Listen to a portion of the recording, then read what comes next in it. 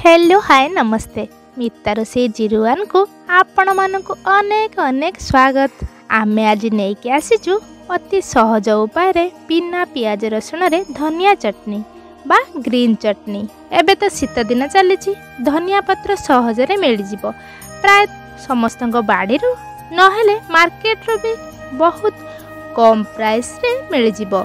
आपण एमिति ग्रीन चटनी बनई डोसा इडली चकुली भात बा पखाला सहित मध्य खाई परिबे। खाइबा को बहुत सुंदर लागिबो। एही रेसिपी को आपण मूलरु शेष जाए देखंतु आउ केमिति लागिला आमको कमेंट रे निहाते जणैबे।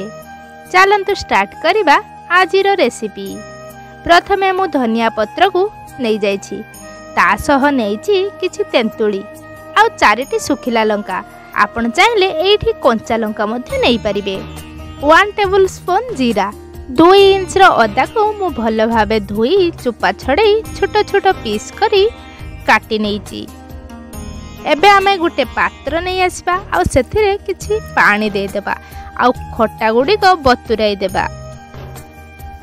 एबे चलंतु धनिया पत्र गुडी को भल भाबे धोई मिक्सर रे दे देबा। ता ऊपर लंका अदा जीरा सब पकई नेबा। आउ एबे खट्टा गुडी को भल से चकटी तार सीठा बाहर करि नेबा। आउ सही मंडो को मिक्सर जार रे दे देबा।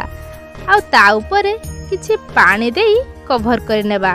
आउ भल भाबे ग्राइंडिंग करि नेबा। ग्राइंडिंग होई गला परे स्वाद अनुसार लूण पकई आमे आउ थरे ग्राइंडिंग करि नेबा।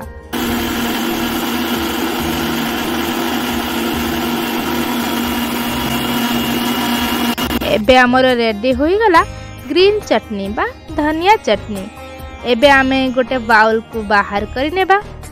आपण देखि पारथिबे केते सुंदर धनिया चटनी डी हमर देखा जाउची। आपण एमिति चटनी घरे निहाती ट्राई करंतु। आउ मो चैनल को सब्सक्राइब करिवा सह सांग आ रिलेटिव सह शेयर कर देबे। ता सह सब्सक्राइब बटन पाखरे थिबा बेल आइकन को प्रेस कर देबे जा द्वारा कि मोर आसुथिबा नुआ नुआ वीडियो रो नोटिफिकेशन आपण आग पाई परिबे। पुणी देखा एक नुआ रेसिपी सहित से पर्यंत रहिली नमस्कार।